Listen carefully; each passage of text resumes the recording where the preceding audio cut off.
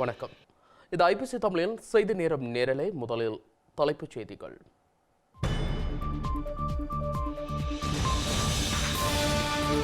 தாயகம் மற்றும் புகலிட நாடுகளில் பெருமெடுப்பில் போராட்ட ஏற்பாடுகள். ஸ்ரீலங்காவின் 75வது சுதந்திர தினத்தில் கரிநாள் கூட்டொளி. யாழ் பல்கலைக்கழகம் முதல் அரசியல் தலைவர்கள் வரை எதிர்ப்புக்கு அழைப்பு. பிப்ரவரி 4 வணிக செயற்பாடுகள் மற்றும் போக்குவரத்துகள் முடக்கம். 13வது திருத்தத்தால் ஆபத்து என அலரும் ஸ்ரீலங்கா பௌத்த பீடம். ஒருபோதும் நடைமுறைப்படுத்தக்கூடாது என ரணிலுக்கு கடிதம். சிறைக்குள் கொலை முயற்சி நடத்தப்பட்டதாக வசந்த முதலிகே குற்றச்சாட்டு. பயங்கரவாத தடைச்சட்ட வழக்கில் பிணை பெற்ற பின்னர் கருத்து. அதிமுகவின் இரட்டை இலை சின்னத்திற்கு நாளை தீர்ப்பு. சசிகலாவை சந்திக்கப் போவதாக பன்னீர்செல்வம் அறிவிப்பு. ஒரு வருடத்தில் $100 பில்லியன் செல்வத்தை இழந்த அதானி. தொடர் வீழ்ச்சியால் புதிய பங்குகளின் விற்பனை மீளெடுப்பு. விரிவான செய்திகள் தொடர்கின்றன. ஸ்ரீலங்காவின் சுதந்திர தினத்தை கரிநாளாக கடைபிடித்து வரும் தமிழ் தேசிய வழமையின்படி இந்த முறை வரும் ஸ்ரீலங்காவின் 75வது சுதந்திர தினத்தை முன்னிட்டு தாயகத்தைப் போலவே புகலிட நாடுகளிலும் நீதி கோரும் பேரணிகள் நடத்தப்பட உள்ளன. பேரணிகள் மற்றும் ஒன்று கூடல் போராட்டங்களுடன் சுதந்திர தினத்தை ஸ்ரீலங்கா கரிநாளாக கடைபிடிக்கும் ஒழுங்குகள் மேற்கொள்ளப்பட்டு வருகின்றன. 1998ஆம் ஆண்டில் ஸ்ரீலங்கா தனது 50வது சுதந்திர தினத்தை கொண்டாடிய போது புகலிட நாடுகளில் மிகப்பெரிய திரள் நிலையுடன் போராட்டங்கள் நடத்தப்பட்டிருந்தன. பல்லாயிரக்கணக்கான மக்கள் மேற்குலக தலைநகரில் ஒன்று கூடி இந்த போராட்டங்கள் அன்றைய நாட்களில் மிகப்பெரிய பேசுபொருளை உருவாக்கியிருந்தன. இப்போது 25 வருடங்கள் கழித்து அதனை விட மிகப்பெரிய எழுச்சியுடன் இந்த வார இறுதியில் ஐரோப்பிய நாடுகளிலும் மற்றும் கனடா உட்பட்ட வட அமெரிக்க நாடுகளிலும் பசிபிக் பிராந்திய நாடுகளிலும் போராட்டங்கள் நடத்தப்பட உள்ளன. இந்த போராட்டங்களுக்கான ஏற்பாடுகளை புலம்பெயர் தமிழ் அமைப்புகள் மேற்கொண்டு வருகின்றன. அந்த வகையில் தமிழ் மக்களின் இறையாண்மையை புறம் தள்ளி இலங்கைக்கு சுதந்திரத்தை வழங்கிய பிரித்தானிய தலைநகர் லண்டனில் எதிர்வரும் சனிக்கிழமை முற்பகலில் ஸ்ரீலங்கா தூதரகம் முன்னால் ஒரு ஒன்று கூடல் போராட்டம் இடம்பெற உள்ளது.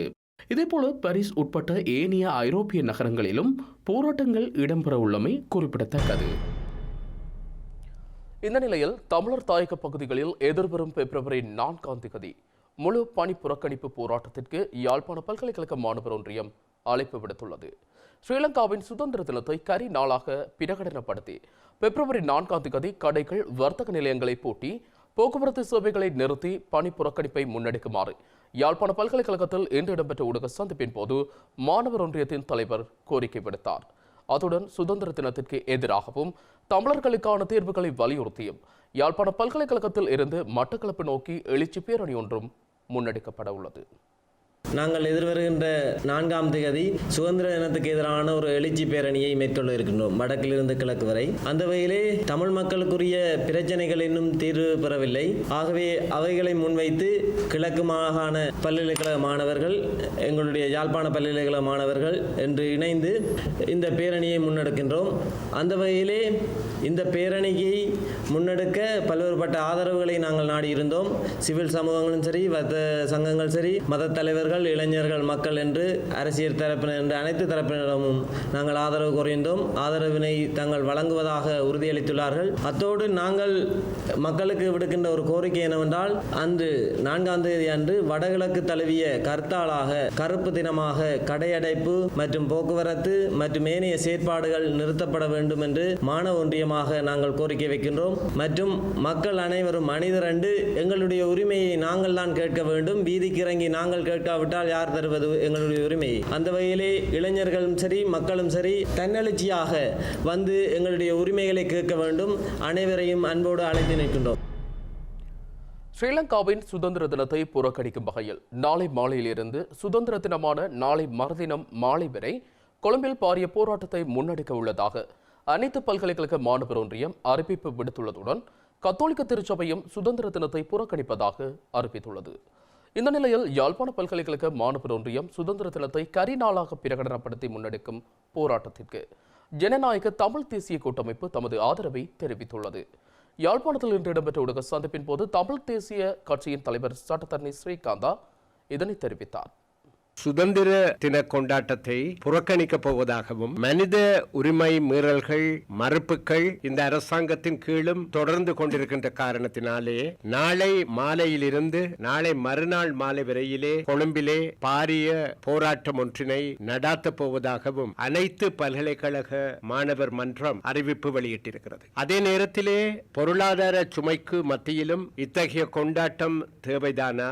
அப்பட்டமான மனித உரிமை மீறல்கள் தொடர்ந்து கொண்டிருக்கிற சூழ்நிலையிலே இதில் கலந்து கொள்ள முடியுமா என்ற கேள்விகளை எல்லாம் எழுப்பி கத்தோலிக்க திருச்சபை இதனை புறக்கணிக்கப் போவதாக கருத்து கூறியிருக்கிறது. தமிழ் மக்களை பொறுத்தமட்டிலே பல்வேறு சிவில் அமைப்புகள் மற்றும் பல்கலைக்கழக தமிழ் மாணவர் ஒன்றியம் என்பன எதிர்வரும் 75வது சுதந்திர தினத்தை துக்க நாளாக கரி நாளாக பிரகடனப்படுத்தியிருக்கின்றன. பல்கலைக்கழக தமிழ் மாணவர் ஒன்றியம் 4ஆம் திகதி காலையில் இருந்து 7ஆம் திகதி வரையிலே யாழ்ப்பாணத்தில் ஆரம்பித்து மட்டக்களப்பிலே முடிவடைகின்ற விதத்திலே ஒரு பாரிய பேரணிக்கு அழைப்பு விடுத்திருக்கிறது. இந்த அழைப்புக்கு நாங்கள் சார்ந்திருக்கிற தமிழ் தேசிய கூட்டமைப்பு தன்னுடைய முழுமையான ஆதரவினை வெளியிட்டிருக்கிற சூழ்நிலையிலே கட்சிக்குள் பிளவு ஏற்படுத்தும் வகையில் செயற்பட்ட தமிழரசு கட்சியின் உறுப்பினர்கள் யாராக இருந்தாலும் எதிர்வரும் 11ஆம் 12ஆம் திகதிகளில் இலங்கை தமிழரசு கட்சியின் மத்திய செயற்குழு கூடி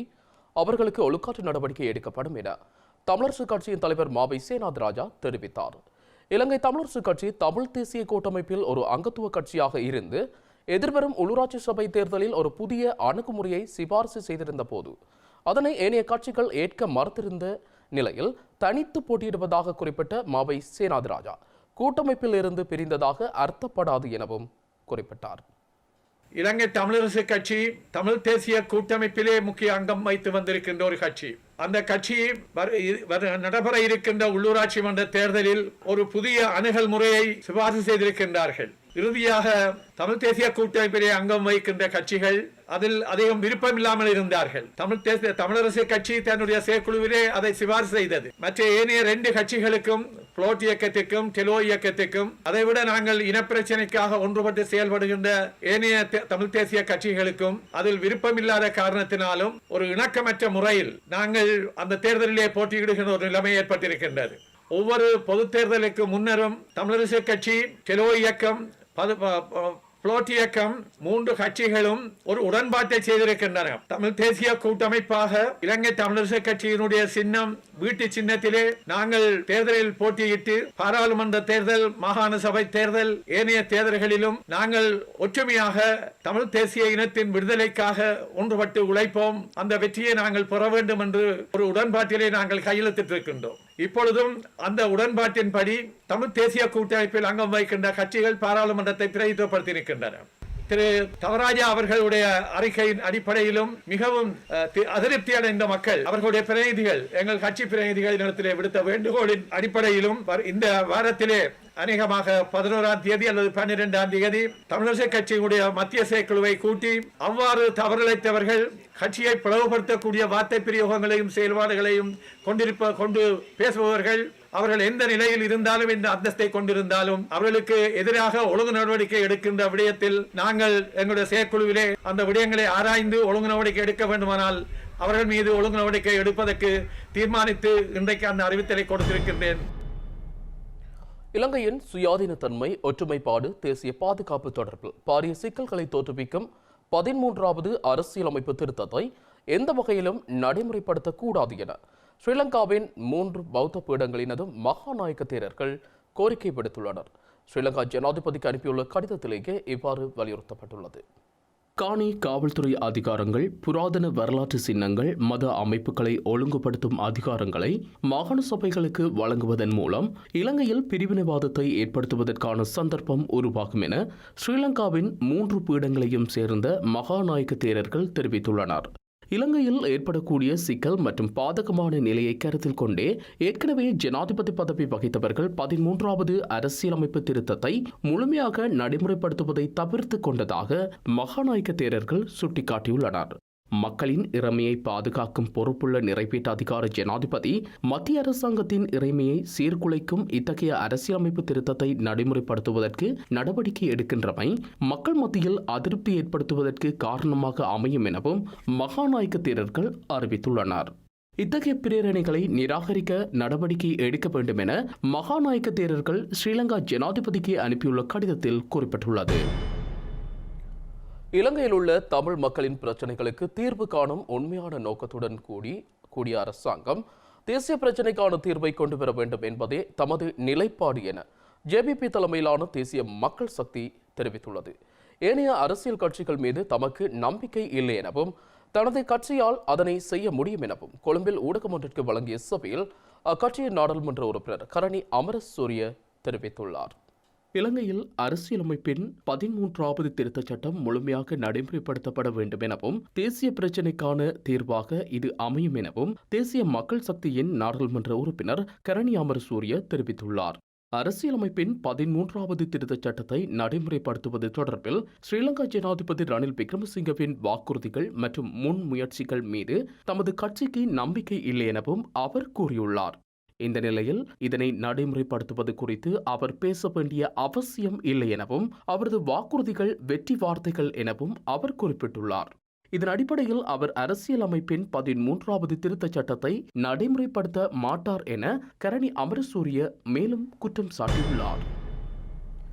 ஸ்ரீலங்காவின் பயங்கரவாத தடை சட்டத்திற்கு எதிரான கருத்துக்கள் அதிகரித்துள்ள நிலையில் அதனை பயன்படுத்தி தென்னிலங்கையை சேர்ந்தவர்கள் விடுதலை செய்யப்படுவதாகவும் தமிழ் அரசியல் கைதிகள் தொடர்ந்தும் சிறைகளில் வாடுவதாகவும் நாடாளுமன்ற உறுப்பினர் கஜேந்திரகுமார் பொன்னம்பலம் தெரிவித்துள்ளார்.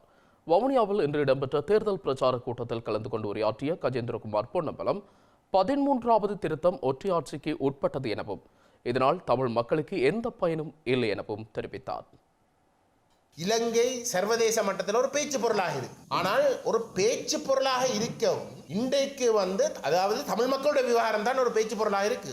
ஆனா பேச்சு பொருளாக இருக்க தமிழ் மக்களுக்கு ஒரு முன்னேற்றம் இருக்கா? தமிழ் மக்களுக்கு ஒரு முன்னேற்றம் இருக்கா? பயங்கரவாத தடுப்பு சட்டம் பிழையான சட்டம், பயங்கரவாத தடுப்பு சட்டம் நீக்க வேண்டும் என்று சொன்னாலும் கூட அந்த பயங்கரவாத தடுப்பு சட்டத்துக்கு கீழே தமிழ் மக்கள் எத்தனை வருஷமா அடைக்கப்பட்டிருக்கிறாங்க? 10 வருஷத்துக்கு மேல எந்த விதமான சாட்சியம் இல்லாமல் வழக்கை நடத்த முடியாமல் ஆனால் அந்த சிறைக்குள்ள அடைக்கப்பட்டிருக்கிறாங்க. சரி, நேற்று முந்த நாள் தென்னிலங்கையில போராடின ஒரு சிலர் அடைக்கப்பட்டது பயங்கரவாத தடுப்பு சட்டத்துக்கு கீழே. ஆனா அவர்களை விட்டாச்சு. இந்த சட்டம் ஒரு கொடூரமான சட்டம் என்று சொல்லி விடுறவர்கள் யார்? தென்னிலங்கையில் இருக்கிறவர்கள், சிங்கள மக்கள். ஆனா பிடிப்பட்ட தமிழ் மக்கள் விடவில்லை. ஆனா தமிழ் மக்களுடைய பெயர், தமிழ் மக்களை பாதிக்கிற ஒரு விஷயத்தை வச்சுதான் சிங்கள மக்கள் விடுதலை அடைகிறார். ஆனா காட்டப்படுற படம் ஏதோ தமிழருக்காக குரல் கொடுக்கிற மாதிரி காட்டப்படுகின்றது. 13ஆம் திருத்தம் இந்த ஒற்றையாட்சிக்குள்ள இருக்கிற ஒரு கட்டமைப்பு. ஒற்றையாட்சி என்றா சிங்கள பௌத்த ஆட்சி. வேற எவருக்கும் இங்க ஆட்சி அதிகாரம் கிடையாது ஒற்றையாட்சிக்குள்ள. அதனாலதான் தமிழ் பெருந்தலைவர்கள் கடந்த 75 வருஷமாக இந்த ஒற்றையாட்சியை அடியோடையே நிராகரித்து வருகிறார். இதுல பிரயோசனம் இல்லை என்று சொல்றேன். ஸ்ரீலங்கா ஜனாதிபதி ரணில் விக்ரமசிங்க தலைமையிலான அரசாங்கத்திற்கு தம்மை கொலை செய்யும் நோக்கமே இருந்ததாகவும் விஜயவீர மற்றும் விஜயகுமார் துங்க ஆகியோருக்கு ஏற்பட்ட நிலைமையே தமக்கு ஏற்படும் என ஸ்ரீலங்கா காவல்துறை அதிகாரியொருவர் தம்மை எச்சரித்ததாகவும் அனைத்து பல்கலைக்கழக மாணவர் ஒன்றியத்தின் ஏற்பாட்டாளர் வசந்த முதலிகே குற்றம் சாட்டியுள்ளார். கொழும்பில் இன்று இடம்பெற்ற ஊடக சந்திப்பில் கருத்து வெளியிட்ட வசந்த முதலிகே தம்மை நீதிமன்றத்தில் முன்னிலைப்படுத்தாமல் நீதிக்கு புறம்பாக தடுத்து வைத்து கொலை அச்சுறுத்தல் விடுத்ததாகவும் வாகனத்தில் கடத்தி சென்று மறைவான இடத்தில் வைத்து துன்புறுத்தியதாகவும் கூறியுள்ளார். மக்களின் போராட்டத்திற்குள் பல வெற்றிகளை சமூகத்திற்கு பெற்றுக் கொடுத்துள்ளோம். இந்த மக்கள் போராட்டத்திற்குள் கிடைத்த பிரதான வெற்றியே மக்களின் பலத்திற்கு முன்னால் அனைத்தும் கீழே என்பது என்ற விடயம் அதிகமாக இந்த சமூகத்தில் உறுதி செய்யப்பட்டது. இந்த மக்கள் போராட்டத்தின் ஒரு கட்டம் நிறைவடைந்துள்ளது. கடந்த காலங்களில் ஜனாதிபதி ரணில் விக்ரமசிங்க எம்மை பயங்கரவாத தடுப்பு சட்டத்தின் கீழ் கைது செய்ய நடவடிக்கை எடுத்தார். ஆகஸ்ட் மாதம் 18ஆம் தேதி பிடியாணை இருந்ததாக தெரிவித்து கைது செய்தனர். கல்வவ ஸ்ரீதம்ம தேரர், அதேபோன்று நான், ஜீவந்திர சகோதரர் உள்ளிட்ட சிலரை கைது செய்து பொய்யான வழக்குகளை செய்து சாட்சியங்களை தேடுவதாக கூறி பொய்யான சாட்சியங்களை உருவாக்கி நீண்ட காலம் எம்மை சிறை வைப்பதற்கான முன்னேற்பாடுகள் செய்யப்பட்டன.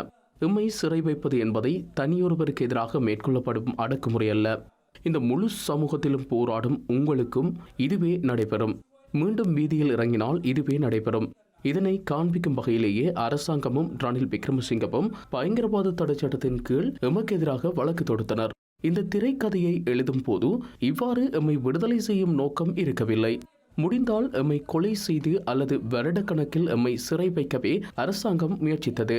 எனினும் இந்த நாட்டு மக்களின் தொடர்ச்சியான தலையீடுகளுக்கு மத்தியில் அடக்குமுறைக்கு முன்னால் மண்டியிடுவதற்கு பதிலாக அதற்கு எதிராக முன்னெடுக்கப்பட்ட போராட்டங்களில் சட்டத்தரணிகள், தொழிற்சங்கத்தினர், பல்கலைக்கழக விரிவுரையாளர்கள், வங்கி ஊழியர்கள், ஆசிரியர்கள், அதனையும் தாண்டி அனைத்து குடிசார் செயற்பாட்டாளர்களும், சகோதரர்களும் சகோதரிகளும் இணைந்திருந்தனர். அதேபோன்று ஒவ்வொருவரினதும் தாய் மற்றும் தந்தையர் இந்த போராட்டத்தில் இணைந்திருந்தனர். மேன்முறையீட்டு மனுவில் கையெழுத்திட்ட தந்தை மற்றும் தாய்மாரை நாம் பார்த்தோம். சத்திய கடதாசிகளில் கையெழுத்திட்ட தாய் மற்றும் தந்தையர்களை நாம் பார்த்தோம்.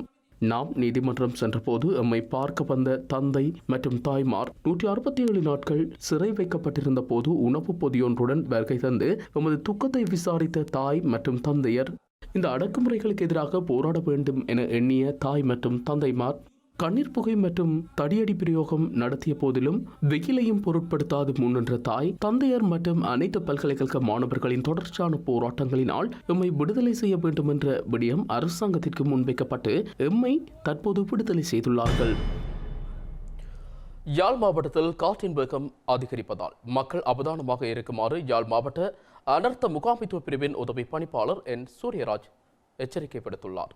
யாழ் மாவட்டத்தில் கடந்த 24 மணி நேரத்தில் 118.5 மில்லிமீட்டர் மழைவீழ்ச்சி கிடைக்கப்பெற்றுள்ளதாகவும் நாளை மறுதினம் வரை இந்த மழை தொடரும் எனவும் அவர் குறிப்பிட்டுள்ளார்.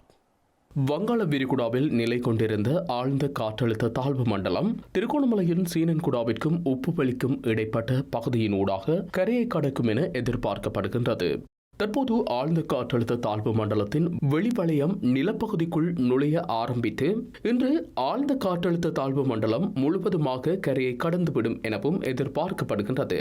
மேலும் வடக்கு மாகாணத்தின் பல பகுதிகளிலும் தற்போது காற்றின் வேகம் மணிக்கு 35 கிலோமீட்டர் வேகத்தில் வீசுகின்றது எனவும் சுட்டிக்காட்டப்பட்டுள்ளது.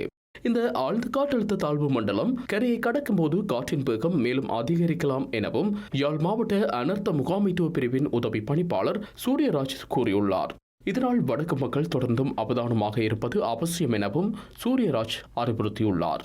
இதனிடையே யாழ்ப்பாணம் பருத்தித்துறை தும்பளை பகுதியில் நள்ளிரவில் வீசிய சுழல் காற்றினால் மரத்தளபாட தொழிலகம் உள்ளிட்ட சில இடங்களில் பாதிப்புகள் ஏற்பட்டுள்ளன.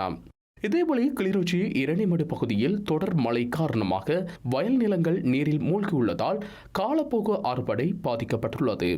ஏற்கனவே நெல்லிற்கான கேள்வி குறைந்துள்ள நிலையில் விவசாயிகள் பெரும் பாதிப்பை எதிர்நோக்கியுள்ளதாக எமது பிராந்திய செய்தியாளர்கள் தெரிவித்துள்ளனர். வங்காள விரிகுடாவில் ஏற்பட்டுள்ள தாளமுக்கம் காரணமாக திருகோணமலை மாவட்டத்தில் 46 குடும்பங்களைச் சேர்ந்த 147 பேர் பாதிக்கப்பட்டுள்ளதாக அனர்த்த முகாமைத்துவ நிலையத்தின் திருகோணமலை மாவட்ட பணியகம் தெரிவித்துள்ளது.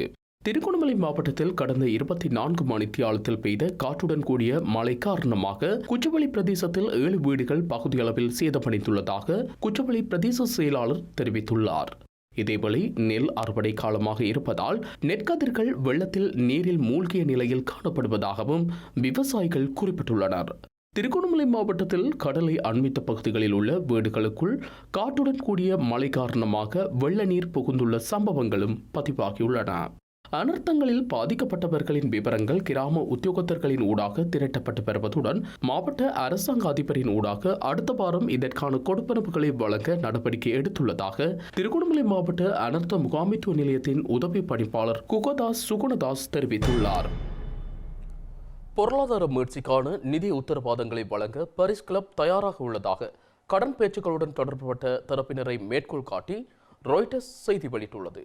இதன் பிரகாரம் கடன் மறுசீரமைப்புக்கான தனது ஆதரவை பரிஸ் கிளப் விரைவில் அறிவிக்க உள்ளதாக 2 தகவல் மூலங்களை மேற்கோள் காட்டி ராய்ட்டர்ஸ் செய்தியில் தெரிவிக்கப்பட்டுள்ளது. அதிகரித்து வரும் பணவீக்கம், மந்தநிலை மற்றும் நாணய பெறுமதி வீழ்ச்சி ஆகியவற்றில் சிக்கி தவிக்கும் இலங்கை கடந்த செப்டம்பரில் சர்வதேச நாணய நிதியத்துடன் பணிப்பாளர் மட்ட உடன்படிக்கையை எட்டியிருந்தது. எனினும் நாணய நிதியத்தின் நிறைவேற்றுக் குழு கடன் திட்டத்திற்கு ஒப்புதல் வழங்குவதற்கு முன்னதாக முக்கிய இருதரப்பு கடன் வழங்குநர்களிடம் இருந்து நிதி உத்தரவாதத்தை கோரியுள்ளது. இலங்கையின் பொதுக்கடன் மொத்த உள்நாட்டு உற்பத்தியில் 122% உள்ளதுடன் இதில் 70% வெளிநாட்டு நாணயத்தில் உள்ளதாக சுட்டிக்காட்டப்பட்டுள்ளது. இந்த நிலையிலேயே சர்வதேச நாணய நிதியத்தின் கடனை பெறுவதற்கான நிதி உத்தரவாதத்தை பரிஸ் கிளப் வழங்க உள்ளதாக தகவல் வெளியாகியுள்ளது. பேச்சுக்கள் பிரத்யேகமானவை என்பதால் தகவல் வழங்கிய அதிகாரிகள் தமது பெயரை குறிப்பிட வேண்டாம் என கோரியதாகவும் ராய்ட்டர்ஸ் செய்தி வெளியிட்டுள்ளது. சீனா, இந்தியா மற்றும் பாரிஸ் கிளப் அல்லாத தரப்பினரே இலங்கையின் முக்கியமான இருதரப்பு கடன் வழங்குனர்களாக உள்ளதாகவும் பாரிஸ் கிளப் உத்தரவாதம் சீனாவை நம்பியிருக்கவில்லை எனவும் தெரிவிக்கப்பட்டுள்ளது. சீனாவை தவிர பாரிஸ் கிளப் அல்லாத தரப்பினரின் நிதி உத்தரவாதத்தை பெற்றுள்ளதாக மற்றொரு தகவல் மூலம் கூறியுள்ள போதிலும் மேலதிக விவரங்கள் எதுவும் வெளியிடப்படவில்லை. சர்வதேச நாணய நிதிய கடன் திட்டத்தின் ஒரு பகுதியாக இலங்கையின் கடன் சுமையை குறைக்க இந்தியா இணங்கியுள்ளதுடன் சீனாவின் ஏற்றுமதி மற்றும் இறக்குமதி வங்கியும் கடனை செலுத்துவதற்கு 2 வருட கால அவகாசத்தை வழங்கியுள்ளது. எனினும் சர்வதேச நாணய நிதியத்தின் கடனுதவியை பெறுவதற்கு சீனா வழங்கிய உத்தரவாதம் போதிய அளவில் இல்லை என இலங்கைக்கு விஜயம் செய்திருந்த அமெரிக்க அரசியல் விவகாரங்களுக்கான துணை செயலாளர் விக்டோரியா நோலண்ட் கூறியிருந்தார். ஸ்ரீலங்காவின் கடந்த கால அரசுகளால் விடுக்கப்பட்டு வந்ததாக உறுதியளிக்கப்பட்டு வந்த நிலையில் இதுவரை காலமும் இழுத்தடிக்கப்பட்டு வந்த யாழ்ப்பாணம் வலிகாமம் வடக்கில் உள்ள ஒரு தொகுதி காணிகள் மக்களிடம் மீள கையளிக்கப்பட உள்ளன. யுத்தத்தின் போது பாதுகாப்பு படையினர் வசமிருந்த சுமார் 108 ஏக்கர் காணியே இவ்வாறு விடுவிக்கப்பட்டு அதற்குரிய 197 குடும்பங்களிடம் கையளிக்கப்பட உள்ளதாக ஸ்ரீலங்காவின் ஜனாதிபதி ஊடக பிரிவு கூறியுள்ளது. யாழ்ப்பாணம் வலிகாமம் வடக்கு பகுதியில் இராணுவத்தினர் வசமிருந்த 5 காணிகளும் கடற்படையினர் வசமிருந்த ஒரு காணியும் நாளை மக்களிடம் கையளிக்கப்பட உள்ளன. இலங்கையின் 75வது சுதந்திர தின விழாவை முன்னிட்டு வடக்கில் உள்ள காணிகளை விடுவித்து அவற்றை உரிமையாளர்களிடம் கையளிப்பதாக ஜனாதிபதி ரணில் விக்ரமசிங்க வழங்கிய வாக்குறுதியை நிறைவேற்றும் வகையில் இந்த காணி விடுவிக்கப்படுவதாக ஸ்ரீலங்கா ஜனாதிபதியின் ஊடக பிரிவு கூறியுள்ளது. ஸ்ரீலங்கா பாதுகாப்புத்துறையின் முழு கண்காணிப்புடன் இந்த காணி விடுவிப்பு வேலை திட்டம் முன்னெடுக்கப்படுவதாகவும் தெரிவிக்கப்பட்டுள்ளது. இதற்காக காணி உரிமையாளர்கள் வெளிப்படைத்தன்மையுடன் அடையாளம் காணப்பட்டுள்ளனர். இதன் அடிப்படையில் யுத்தத்தினால் இடம்பெயர்ந்து தொடர்ந்தும் பருத்தித்துறையில் உள்ள 9 முகாம்களில் தங்கியுள்ள 75 குடும்பங்களுக்கு பலாலி வடக்கு பிரதேசத்தில் உள்ள அரசாங்கத்திற்கு சொந்தமான சுமார் 13 ஏக்கர் காணிகள் பகிர்ந்தளிக்கப்பட உள்ளன. இவ்வாறு விடுவிக்கப்படும் காணியில் அமைந்துள்ள மாநகர சபை மண்டபம் அன்றைய தினமே வலிகாமம் வடக்கு பிரதேச சபையிடம் கையளிக்கப்பட உள்ளது. இதேவேளை மீள்குடியமர்த்தப்படும் 197 குடும்பங்களும் மீள்குடியமர்வு அவசியமான உதவித்தொகையை உடனடியாக வழங்குமாறும் மீள்குடியேற்ற அமைச்சிற்கு ஜனாதிபதி ரணில் விக்ரமசிங்க பணித்துள்ளமையும் குறிப்பிடத்தக்கது. ஸ்ரீலங்காவின் அனைத்து பல்கலைக்கழக மாணவர் ஒன்றியத்தின் ஏற்பாட்டாளர் வசந்த முதலிகேவை விடுதலை செய்யுமாறு நீதிமன்றம் பிறப்பித்த கட்டளைக்கு எதிராக மேன்முறையீடு செய்வதற்கு சட்டமா அதிபரிடம் காவல்துறையினர் கோரிக்கை விடுத்துள்ளனர். வசந்த முதலிகேவை நீதிமன்றம் விடுதலை செய்துள்ள நிலையிலேயே காவல்துறை தலைமையகம் இந்த வேண்டுகோளை விடுத்துள்ளது. ஸ்ரீலங்காவின் பயங்கரவாத தடைச்சட்டத்தின் கீழ் குற்றம் இழைத்ததாக தடுத்து வைக்கப்பட்டுள்ள வசந்த முதலிகேவை விடுவிக்க கொழும்பு பிரதான நீதவான் நீதிமன்றத்தினால் நேற்று முன்தினம் உத்தரவு பிறப்பிக்கப்பட்டிருந்தது. பயங்கரவாத தடைச்சட்டத்தின் கீழ் சுமத்தப்பட்டுள்ள குற்றச்சாட்டுகள் வசந்த முதலிகேவிற்கு பொருந்தாது என பிரதான நீதவான் அறிவித்திருந்தார். இந்த நிலையில் வசந்த முதலிகையின் விடுதலைக்கு எதிராக சட்டமா அதிபர் திணைக்களம் நீதிமன்றத்தில் மேன்முறையீடு செய்ய வேண்டும் என ஸ்ரீலங்காவின் காவல்துறை தலைமையகம் வேண்டுகோள் விடுத்துள்ளது. இது தொடர்பிலான வேண்டுகோளை காவல்துறை தலைமையகம் சட்டமா அதிபர் திணைக்களத்திடம் சமர்ப்பித்துள்ளது. வசந்த முதலிகேவிற்கு எதிராக பயங்கரவாத விசாரணை பிரிவினரின் விசாரணை தொடர்வதன் காரணமாகவே இந்த வேண்டுகோளை விடுத்துள்ளதாக காவல்துறை ஊடக பேச்சாளர் தெரிவித்துள்ளார். மக்கள் விடுதலை முன்னணிக்கு இலங்கையில் ஆட்சி செய்யும் அதிகாரம் கிடைத்தால் எதிரிகள் கொல்லப்படுவார்கள் என ஐக்கிய மக்கள் சக்தி எச்சரித்துள்ளது. வடகொரியாவில் நடைமுறைப்படுத்தப்படும் சட்டம் மக்கள் விடுதலை முன்னணியால் இலங்கையிலும் நடைமுறைப்படுத்தப்படும் என கம்பகாவில் நடைபெற்ற மக்கள் சந்திப்பில் ஐக்கிய மக்கள் சக்தியின் உறுப்பினர் தனவர்த்தன குறுகே சுட்டிக்காட்டியுள்ளார். காலி முகத்திடலில் இடம்பெற்ற போராட்டங்கள் குறித்து பதிவிட்ட பிரித்தானிய பிரஜை ஹெய்லி பிரேசரை கண்டுபிடிப்பதற்கு ஸ்ரீலங்காவின் குடிவரவு மற்றும் குடியகல்வு திணைக்களம் பொதுமக்களிடம் உதவி கோரியுள்ளது. நுழைவு விசைவு நிபந்தனையை மீறியமை தொடர்பில் அவரை நாட்டிலிருந்து வெளியேறுமாறு அறிவுறுத்தப்பட்டுள்ள போதிலும் ஹெய்லி பிரேசர் தொடர்ந்தும் நாட்டில் தங்கியிருப்பதாகவும் திணைக்களம் கூறியுள்ளது. பிரித்தானிய பிரஜையான ஹெய்லி பிரேசர் கடந்த ஆகஸ்ட் மாதம் 3ஆம் தேதி குடிவரவு மற்றும் குடியகல்வு அதிகாரிகளால் விசாரிக்கப்பட்டதாக திணைக்களம் கூறியுள்ளது. ஹெய்லி பிரேசர் வசித்த வீட்டிற்கு சென்ற அதிகாரிகள் நுழைவு விசைவு நிபந்தனைகளை மீறியமை தொடர்பில் அவரின் கடவுச்சீட்டை பறிமுதல் செய்ததாகவும் தெரிவிக்கப்பட்டுள்ளது. ஹெய்லி பிரேசர் தனது கடவுச்சீட்டை குடிவரவு அதிகாரிகள் ஆய்வு செய்ததை காட்டும் காணொளி ஒன்றையும் சமூக வலைதளத்தில் வெளியிட்டிருந்தார். எனினும் ஆகஸ்ட் மாதம் 15ஆம் தேதிக்கு முன்னர் நாட்டை விட்டு வெளியேறுமாறு குடிபரப்பு அதிகாரிகளால் அறிவுறுத்தப்பட்டதை அடுத்து கொழும்பு இல்லத்தில் இருந்து தலைமறைவாகியுள்ள பிரித்தானிய பிரஜை கெய்லி பிரேசரின் இருப்பிடத்தை இதுவரை கண்டுபிடிக்கவில்லை என்றும் திணைக்களம் தெரிவித்துள்ளது. முன்னதாக நுழைவு விசைப்பு நிபந்தனைகளை மீறியதால் அவரது கடவுச்சீட்டை பறிமுதல் செய்துள்ளதாக திணைக்களம் தெரிவித்துள்ளது. எனவே கடவுச்சீட்டை பெற்றுக் கொள்வதற்கு ஹெய்லி பிரேசர் குடிபரப்பு மற்றும் குடியகல்வு திணைக்கள அதிகாரிகளை சந்திக்க வேண்டும் எனவும் சுட்டிக்காட்டப்பட்டுள்ளது. இந்த நிலையில் நாட்டை விட்டு வெளியேறாமல் அதிகாரிகளை சந்திப்பதை அவர் தவிர்த்து வருகின்றார் எனவும் குடிபரப்பு மற்றும் குடியகல்வு திணைக்களம் மேலும் கூறியுள்ளது. மேலும் சில உள்நாட்டு செய்திகள் தொடர்கின்றன.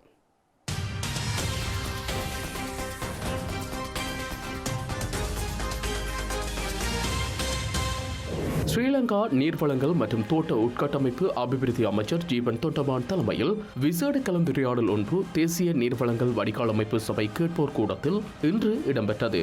இதன்போது நீர்வளங்கள் வடிகாலமைப்பு சபையின் ஊடாக 2022ஆம் ஆண்டு மேற்கொள்ளப்பட்ட திட்டங்கள், அத்தோடு அத்திட்டங்களில் குறைபாடுகளை இனங்கண்டு செயற்படுத்த நடவடிக்கை எடுக்கப்பட்டுள்ளது.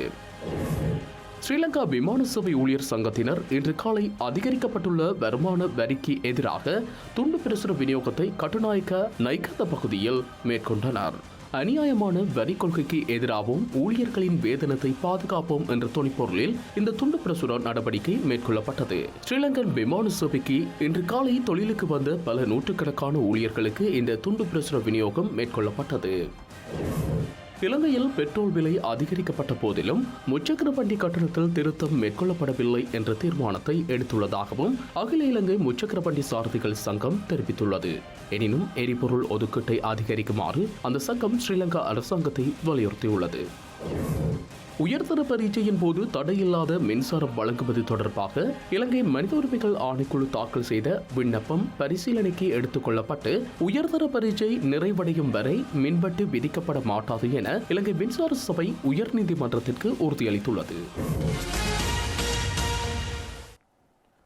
செய்திகளின் நிறைவாக மீண்டும் தலைப்புச் செய்திகள்.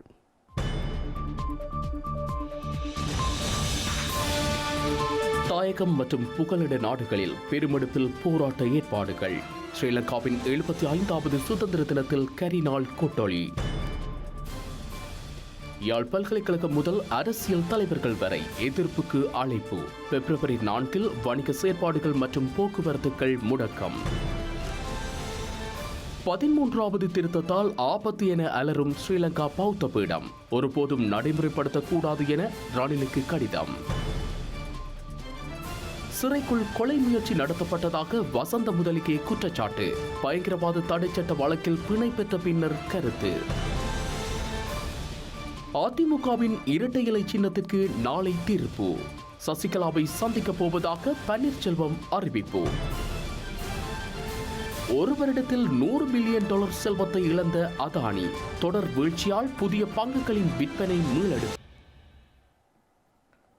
இத்துடன் ஐபிசி தமிழின் செய்தி நேரம் நேரலை நிறைவடைகிறது. உடனுக்குடன் செய்திகளை அறிந்து கொள்ள ibctamil.com என்ற நமது இணையதளத்தை பார்வையிடுங்கள்.